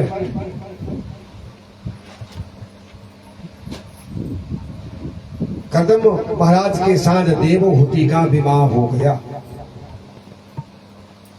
अब देवहूति का जब विवाह हुआ तो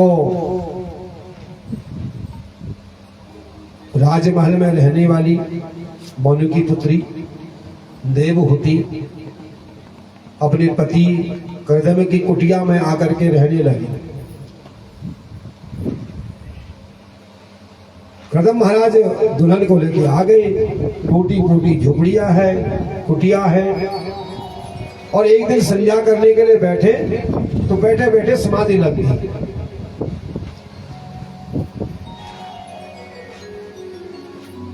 हमारी भारतीय नारियों का त्याग देखिए और आज की नारियों का त्याग देखिए। विवाह से पहले ही पैकेज हो जाते हैं तैयार कि कहाँ कहाँ घूमने जाना है, गृहस्थी कैसे संभालनी है इसकी जिम्मेदारी नहीं, विवाह के पश्चात कहाँ घूमने के लिए जाना है ये पति के सामने पहले ही पैकेज बन जाता है कि देश में जाएंगे या विदेश में जाएंगे, कितने दिन का पैकेज होगा, कैसे कैसे जाएंगे, कहाँ कहाँ रहेंगे, ये पैकेज बन जाते हैं। देवहूति का त्याग देखिए, समाधि लग गई कर्दम महाराज की, एक दो दिन की नहीं, 40 वर्ष तक, 40 वर्ष तक कर्दम महाराज की समाधि लग गई। और जो राजकुमारी देवहूति है ये किसी प्रकार से पति के तपस्या में विघ्न उत्पन्न नहीं करती है।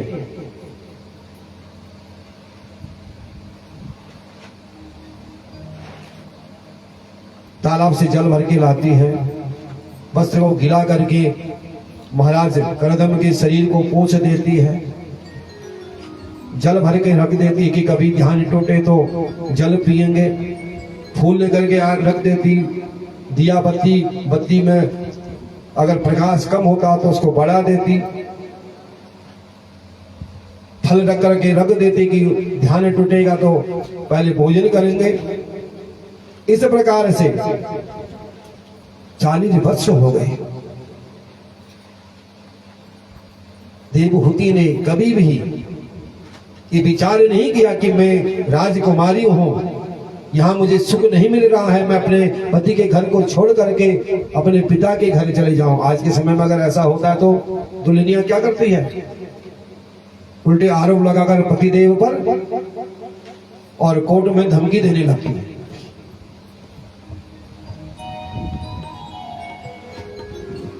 कोर्ट में नोटिस आ जाता है, कहीं भी रहो, भरण पोषण के लिए पूरा दे दो, कैसी भी हो मनमर्जी कर लो। परंतु देवहूति ने ऐसा नहीं किया। 40 वर्ष बीत गए हैं, सायंकाल का समय हो रहा है, उस दिए में प्रकाश कम हो रहा, उस प्रकाश को देवहूति सही कर रही है। इसी समय कर्दम महाराज का ध्यान टूट गया और देखा एक स्त्री बैठी हुई है फटे पुराने वस्त्रों में, बालों में लटे जमी हुई हैं। कर्दम महाराज ने कहा, देवी आप कौन हैं? देवहूति ने कहा, महाराज कुछ वर्ष पूर्व याद करिए, आपने विवाह किया था। ओहो देवी, मैंने बड़ा अपराध किया। तो कहा, देवी तुम अपने पिता के घर क्यों नहीं चली गई? तुम्हें तो अपने पिता के घर चला जाना चाहिए था। कहा, बिना पति की आज्ञा से मैं पिता के घर में कैसे जाती?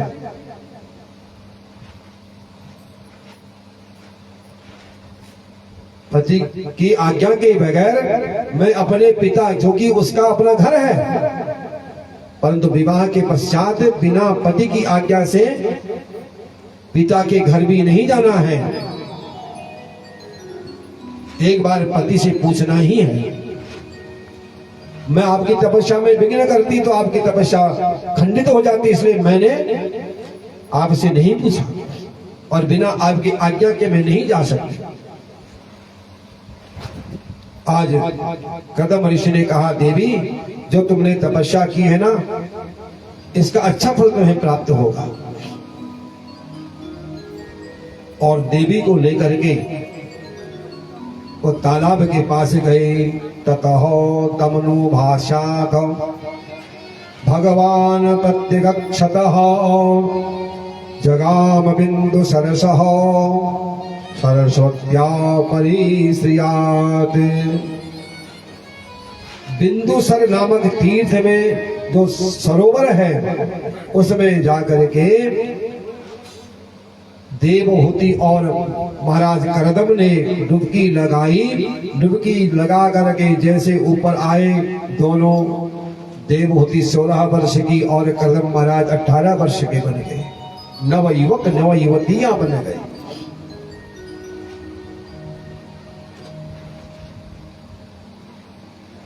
कदम महाराज तपस्वी थे, उन्होंने अपनी तपस्या के प्रभाव से एक कामक नामक विमान को उत्पन्न किया।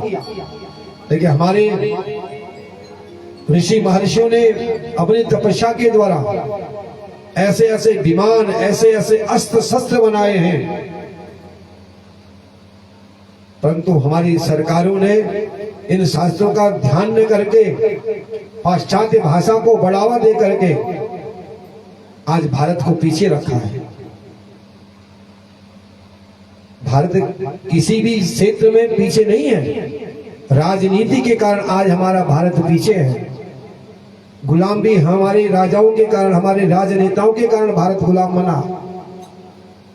पाश्चात्य भाषा, हर देश में अपनी अपनी राष्ट्रभाषा है।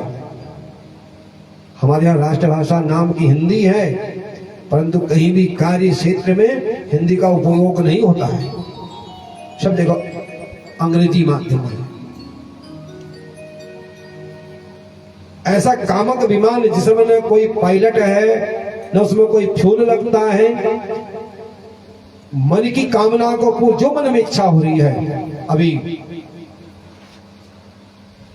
दूध लस्सी पीने की इच्छा हो रही है तो वो विमान में उत्पन्न हो जा रहा है। अभी ठंडा चाहिए तो वो ठंडी हो जा रही है, ठंडी हवा चलने लगती है। गर्म की आवश्यकता तो गर्म हवा चलती है। मन में उत्पन्न विचार हो रहा कि अभी समुद्र के ऊपर चले जहाज या विमान, तो समुद्र के लालों के ऊपर चलने लगता है। अभी लगता कि बादलों के पास चले तो तुरंत विमान बादलों में चला जाता है। ऐसे कामक नामक विमान की रचना महाराज करदम जी ने किया। और जब करदम जी ने इस विमान का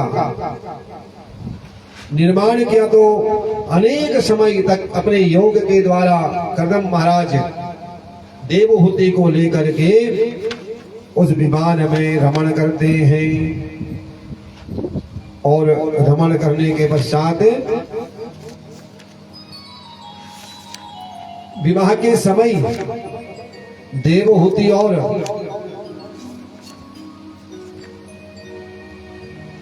कदम महाराज में संधि हुई थी कि जब एक संतान हो जाएगी तो फिर हम संन्यास के लिए चले जाएंगे। जब लौट के आ गए तो समय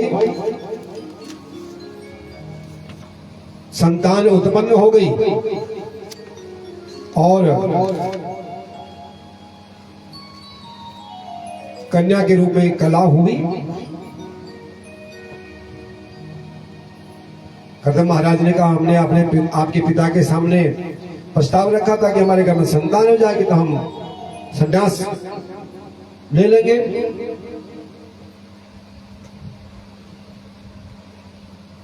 देवहूति ने कहा महाराज आपका कहना सत्य है, परंतु आप विचार करिए संतान कौन है जिसके सहारे माता रह सके पति के पश्चात। अब ये संतान ऐसी पुत्री है जिसका कल को विवाह कर दूंगी तो फिर ये तो पराए घर चले जाएगी। इसलिए जब तक एक पुत्र नहीं हो तब तक आपको मैं संन्यास की आज्ञा नहीं दे सकती हूं।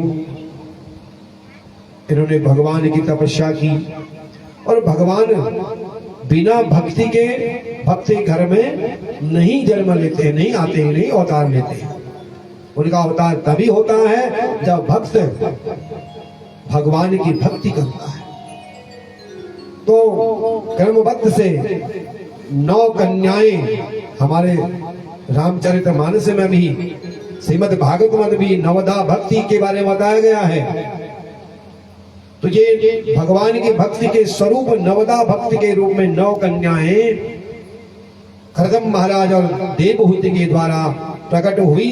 पहली कन्या कला जिसका विवाह मरीच के साथ हुआ, दूसरी कन्या अनुसुया जिसका विवाह अत्रि के साथ हुआ, तीसरी कन्या अरुंधति जिसका विवाह वशिष्ठ के साथ, चौथी ख्याति जिनका विवाह भृगु के साथ हुआ, शांति का विवाह अथर्वण ऋषि के साथ हुआ, क्रिया का विवाह क्रतु के साथ हुआ, विभु का विवाह पुलस्त्य के साथ हुआ और गति का पुलह के साथ, श्रद्धा का विवाह अंगिरा के साथ हुआ। अब 9 प्रकार की भक्ति करदम जी और देवहूति के द्वारा हो गई। ये भक्ति के बारे में प्रथम भगत संतन कर संगा, प्रथम भगति संतन कर संगा, तू शरीर मम कथा प्रसंगा, तू शरीर मम कथा प्रसंगा, प्रथम भगत संतन कर संगा, प्रथम भगत संतन कर संगा, गुरु पद पंकज सेवा किसी भक्ति अमान, जो तन पंकज सेवा इसरी भक्ति अमान, साधी भक्ति मम गुणो करई कपट गज मंत्र जाप दृढ़ विश्वासा, पंचम भजन सो वेद प्रकाशा, छठ शील विरति कहूँ करमा, निरत निरंतर सज्जन धर्मा, श्री राम जय राम जय जय राम। ब्रह्मा के बिहारी लाल की 9 प्रकार की भक्ति जब हुई तो इस प्रकार से आज देवहूति और करदम भगवान के निवेदन पर निर्वर्णानिक राम भुवन सतीन्द्रिय दर्शनात् तेन संभाव्यमानेन प्रपन्नाधम तम प्रभो। तो भगवान पुरुष रूप में, कपिल रूप में देवहूति और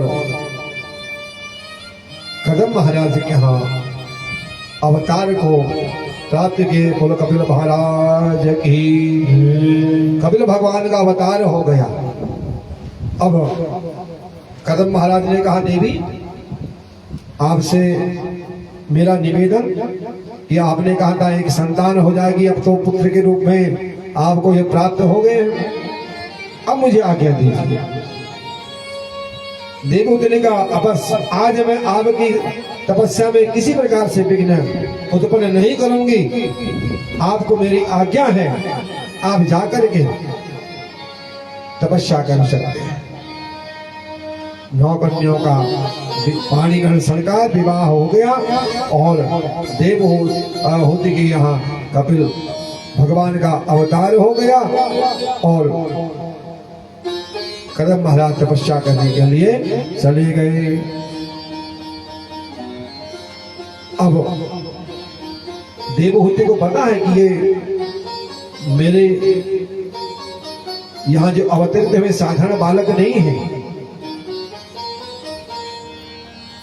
ये साक्षात नारायण हैं। वो भगवान जैसे भक्त भगवान के साथ व्यवहार करता है, उसी प्रकार से देवहूति भी कपिल जी के साथ व्यवहार करती, उनको सुंदर नहलाती है, आसन पर बिठाती है, उनको टीका चंदन करती है, उनको भोग लगाती है, उनको प्रणाम करती है। एवं समुदितेन कपिलेन प्रजापति दक्षिणीकृत्यं प्रीतो वदमेव जगामः।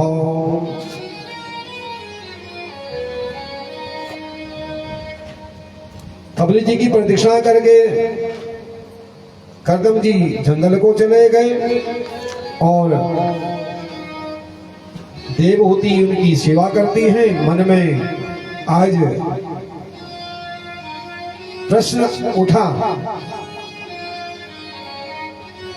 कपिल महाराज के आगे बैठ करके निवेदन करती है।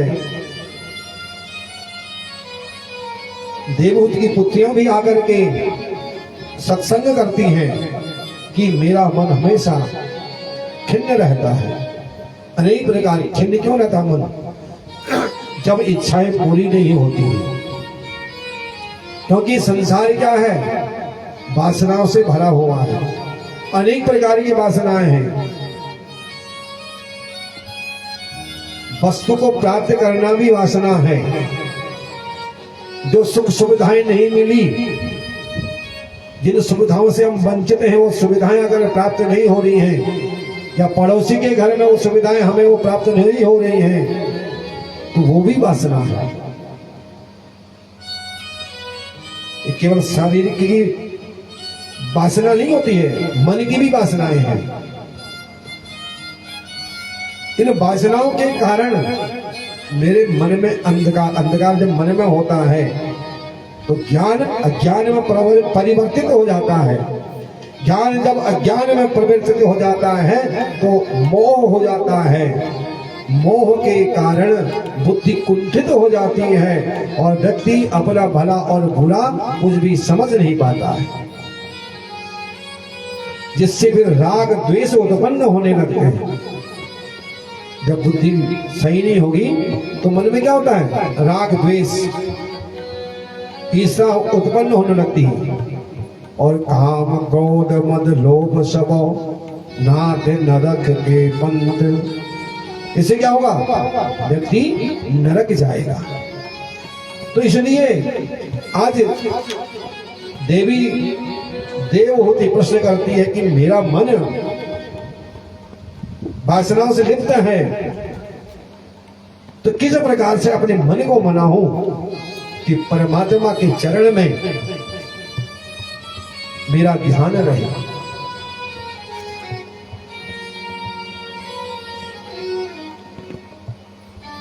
बहुत विस्तार पूर्वक कपिल महाराज 6-7 अध्यायों में माता को उनके प्रश्नों का उत्तर देते हैं। क्योंकि समय कम है, कथाएं बहुत सारी हैं, तो जितना हो सके उसका अपनी बुद्धि के अनुरूप मैं आपको समझाने का प्रयास कर रहा हूं। भगवान कपिल माता देवहूति को भक्ति की मार्ग की ओर ले जाते हैं। कहते हैं कि व्यक्ति को अपना मन हमेशा भगवान के चरणों में रखना चाहिए, क्योंकि इस संसार में व्यक्ति जैसे खाली आया ना, यहां करके हम भले कितनी माया जोड़ लें, जैसे आए थे वैसे ही लौट के हमको जाना है। और हमारे साथ हमारे कर्म जाते हैं, साथ में कोई नहीं आता। अगर ये शरीर में कोई भी वस्त्र आभूषण है ना, इनको भी निकाल देते हैं पुत्र को, इनको भी साथ नहीं ले जाने देते। कितना भी स्नेह होगा, पत्नी दरवाजे तक, पुत्र पौत्र शमशान तक, और शरीर भी अग्नि में जल के राख हो जाता है, साथ कुछ नहीं जाता। साथ में केवल अपने कर्म जाते हैं। जो हमने दान पुण्य किया है, जो हमने पाप किया है, वो हमारे पीछे पीछे चलते हैं, और उन्हीं का भोग हमें उस परलोक में, उस यमलोक में जाकर के करना पड़ता है। तो मन को किस प्रकार से अपने बस में करना चाहिए? हमारे शास्त्र, हमारे वेद भी कहते हैं, सुखा रथि रसवा निवजन मन ख्याने नीयते भीषु भिर्वा जिन इव हृदयतिष्ठं जद जिरै जन जविष्ठं तन में मनः शिव संकल्पमस्तु। हम संसार में जो भी कर्म करें, वो कर्म कैसे करने चाहिए? शिव संकल्पमस्तु। शिव का अर्थ होता है कल्याण। हमारे जो भी कार्य हो, कल्याणकारी संकल्प वाले कार्य। जैसे भागवत कथा हो रही है, ये लोग कल्याण के लिए हो रही है, ये अपने लिए ही नहीं है, ये सभी लोगों के कल्याण के लिए इस कथा का आयोजन हो रहा है। इससे सबका लाभ हो रहा है, सबका भला हो रहा है। तो हम मनुष्य होकर के हमारा तात्पर्य क्या है? हमारे जीवन का औचित्य क्या है? हम यहाँ संसार में क्यों आए हैं? ये विचार हम नहीं करते कभी। विचार करना चाहिए संसार में हम क्यों आए हैं, और संसार से विदा हो जाएंगे तो हमारे साथ क्या जाएगा, ये विचार करना चाहिए। ये जीव क्या है, परमात्मा का अंश है। कैसे? जैसे एक आग का गोला होता है, आग का कोयला बड़ा है, उससे चिंगारी निकलती है। जब चिंगारी निकलती है तो वो चिंगारी क्षण मात्र में नष्ट हो जाती है। वैसे ही परमात्मा से भी जीव एक चिंगारी के रूप में प्रकट होता है, अपने कर्मों में अधिवासित हो जाता है, और जैसे कर्म करता है अगली जन्म की राशि वैसे ही प्रकट प्राप्त हो जाती है। जैसा कर्म किया वैसा अगला जन्म प्राप्त हो जाता है। इसलिए पाप कर्मों से दूर रहने के लिए कहा जाता है कि पाप कर्म न करें, फिर कुकर शुकर कीड़े मकोड़े पशु पक्षी पेड़ पौधों के रूप में जन्म न लेना पड़े। सुखा रथी रसवा निमजन मनुख्याने, जैसे सारथी रथ हाँकता है तो क्या करता है, जब राज को खींचता है तो जिस ओर राज को खींचा घोड़े उसी ओर मुड़ते हैं।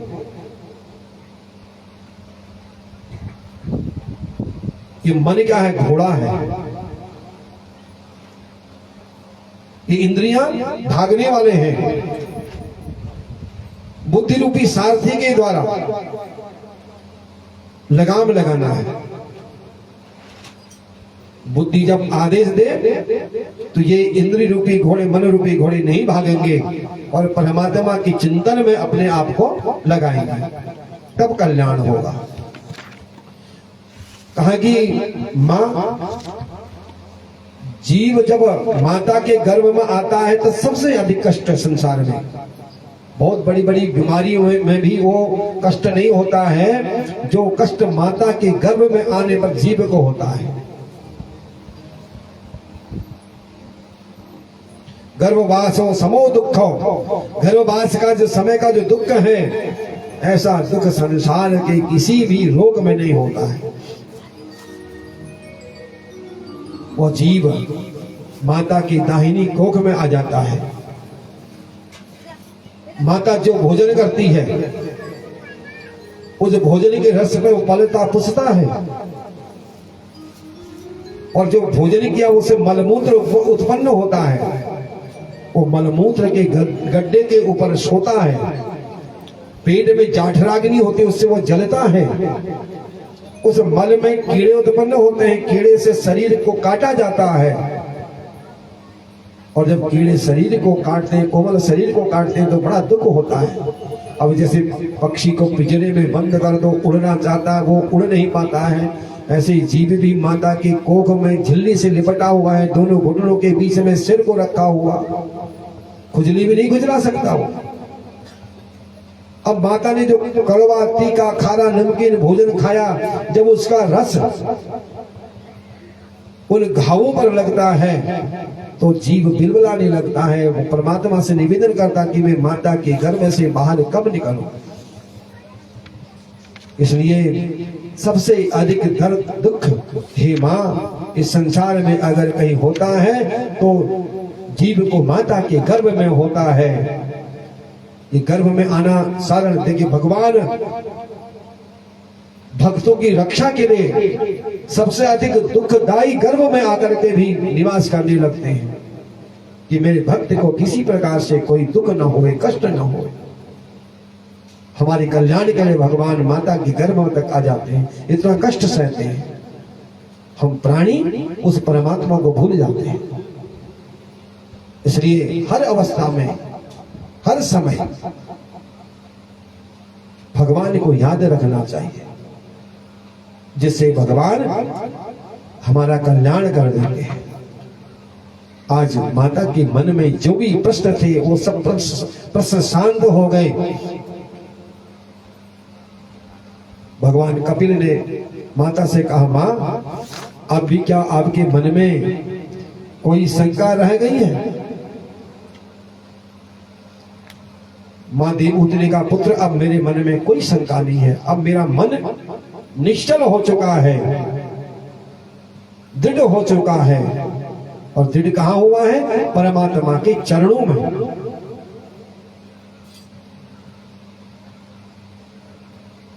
माता को की आज्ञा ली और अपने पिता के आश्रम से ईशान कोण की ओर समुद्र ने उन्हें पूजने के लिए स्थान दे दिया और गंगा सागर के पास में जाकर के उन्होंने समाधि लगाई। और इस प्रकार से कपिलोपाख्यान यह चतुर्थ स्कंध में हम प्रवेश करते हैं। बोलो बांके बिहारी लाल की। मनोस्तो सतरूपायाम तिस्र कन्याश्च जगिरे आकुति देवहूतिश्च वसुरुति विस्तृता। तो जो 3 कन्याएं आपको पहली कथा में बताया भी, तो इसमें देवहूति का जो प्रसंग है ये यहीं पर पूर्ण हो जाता है, क्योंकि 6 कन्याएं हुई, वो पराए घर में चले 9 कन्याएं पराए घर में चले गई। पुत्र हुए कपिल जी और तपस्या करने चले गए, इनका वंश आगे को नहीं चला। इस प्रकार से जो रुचि प्रजापति हैं, प्रजापति रुचि हैं, जो ब्रह्मा के तेज से उत्पन्न हुए हैं, यज्ञ रूप में उनका विवाह हुआ और मनु की पुत्री आकुति के साथ उनका विवाह हुआ। तो यज्ञ में दक्षिणा दी जाती है। जब कोई भी यज्ञ किया जाता है, जब तक दक्षिणा नहीं दी जाए तब तक यज्ञ पूर्ण नहीं होता है।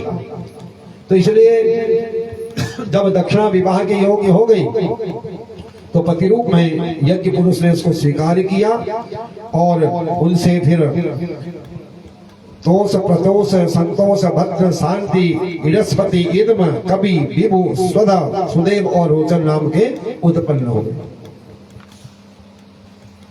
विदुर जी बताते हैं, पूछते हैं कि हे गुरुदेव, हे महाराज, हे मैत्रेय जी, कृपा करके बताएं कि संसार की उत्पत्ति स्थिति और अंत करने वाले इन सर्वश्रेष्ठ देवों ने अत्रि मुनि के यहाँ अवतार क्यों लिया। तो ये 3 संतान के रूप में यहाँ पर उत्पन्न हुई थी और उसके पश्चात ब्रह्मा जी के पुत्र दक्ष प्रजापति की जो पुत्र हैं मनु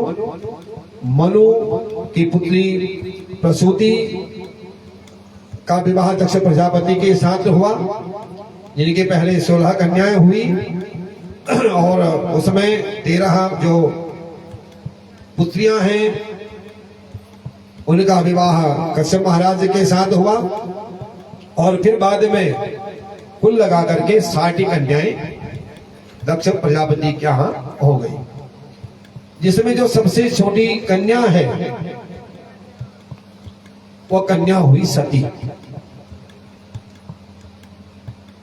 कहते कि एक बार दक्ष प्रजापति ने भगवान के साथ विद्रोह करते, भगवान शंकर के साथ विद्रोह करते हुए यज्ञ किया। यज्ञ क्यों किया? क्योंकि एक बहुत बड़ा आयोजन, क्योंकि सभी ये प्रजापति हैं दक्ष, सभा का आयोजन था, सभी देवताओं को वहां बुलाया गया था, सभी देवता वहां आए। भगवान ब्रह्मा और शंकर अपने स्थान से खड़े नहीं हुए, क्योंकि जब कोई विशिष्ट स्थिति आता है तो वहां पर सभी सदस्यों को खड़ा होकर के सम्मान करना होता है।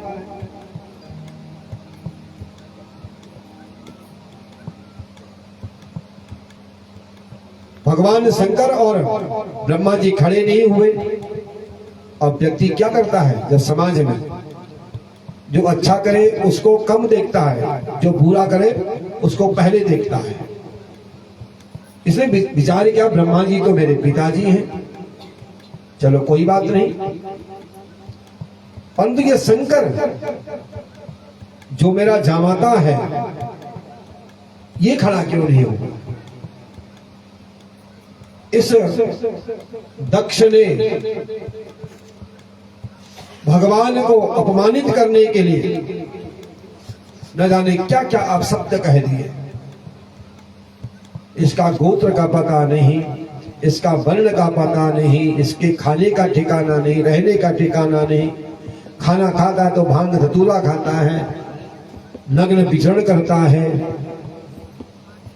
शरीर में भस्म रमाता है, सांपों की माला को लेता है। भगवान शंकर शांत रहे। भगवान शंकर तो शिव है, कल्याणकारी है, वो चुपचाप रहे। उनके गणों को क्रोध आया,